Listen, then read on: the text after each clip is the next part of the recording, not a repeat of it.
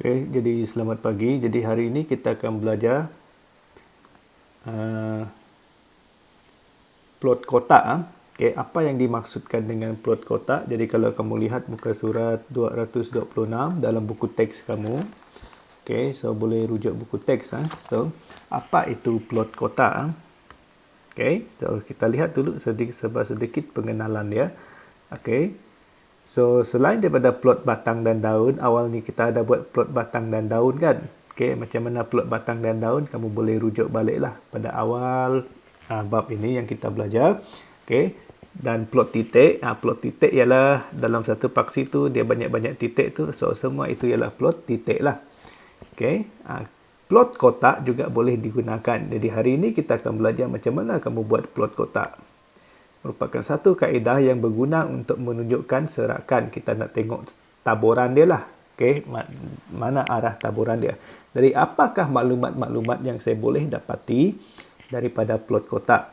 Okay? Plot kotak lebih kurang macam ni lah bentuk dia. Dia mesti ada segi empat. Okay? Dia mesti ada segi empat.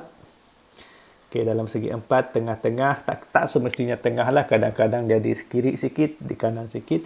So, dia ada satu garis lagi. Okay, di depan all in all dia sepatutnya ada 1, 2, 3, 4, 5. Ada 5 garisan dia. Jadi apakah maklumat yang saya boleh dapat? Jadi yang pertama sekali kamu tengok dari kotak ni. Ini apa maklumat yang kamu boleh dapat? Titik ini ataupun nilai pada paksi ini, kamu tengok nilai ini merupakan kuartil ketiga. Okey, kuartil ketiga. Yang tengah-tengah tu, kadang-kadang dia tak semestinya di tengah. So, itu ialah median dia. Okey. Sini pula merupakan kuartil pertama.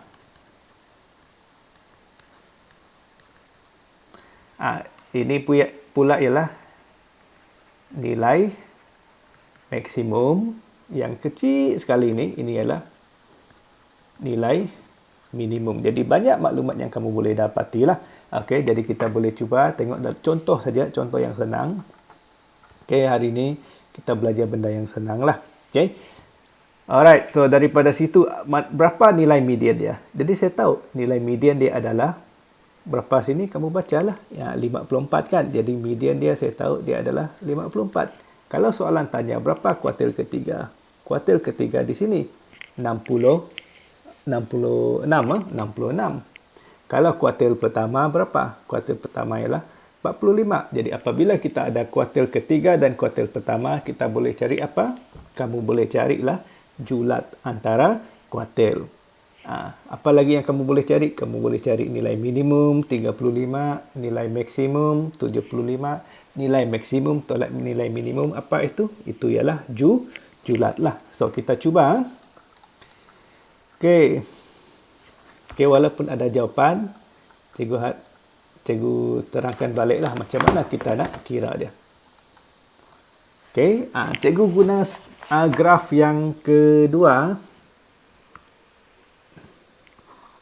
Okey, berapa median dia di sini? Okey, ini tak perlu rujuklah, kita tengok. Bagi setiap plot kotak disebut, nyatakan median kuartil pertama, ketiga, julat antara kuartil dan sebagainya. Jadi kita lihat yang ini. Okey, median dia berapa? Median dia di tengah-tengah ni kan. Berapa nilai dia?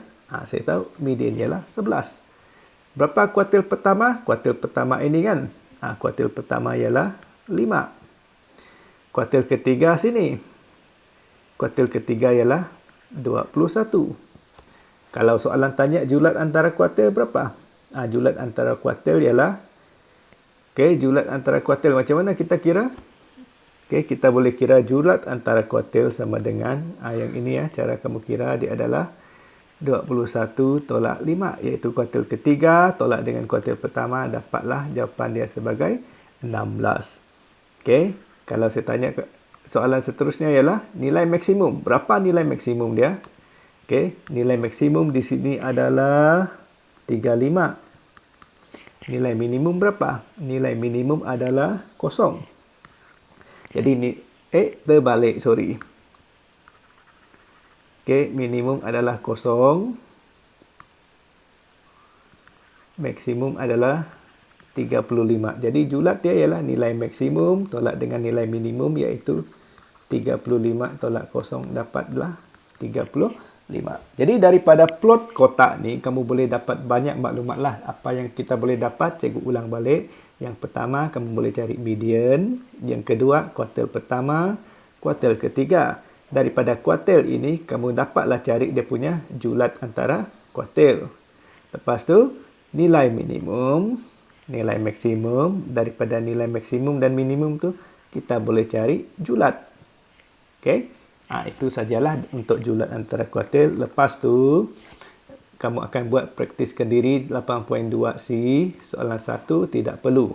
Cikgu ulang balik, soalan 1 tak perlu. Kamu buat soalan 2 sahaja. Okey, untuk sesi yang pertama ni, kamu buat soalan 2 sahaja. Okey, so itu sahaja untuk plot kotak tu. Okey.